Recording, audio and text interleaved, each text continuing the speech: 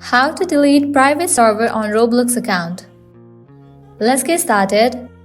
Launch your Roblox app, or also you can open your Roblox account in the web version. Once you open it, you will land to this kind of interface. Now at the left corner, you're gonna find different options. Go ahead and click on three dots.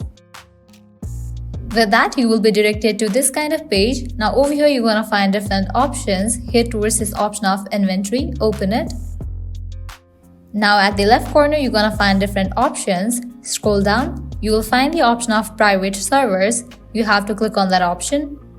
Under that, you will find the option of my private servers. You have to click on that option. And with that, you will be able to find all of your private servers. As if right now within my Roblox account, there is no private server, so it is showing nothing over here. But if you do have your private server, it's gonna appear in this page. Now go ahead and click on the private server that you wanna delete.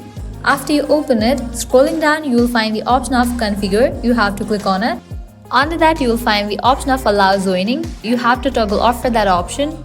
Once you disable for the option of allow joining, your private server will be deleted.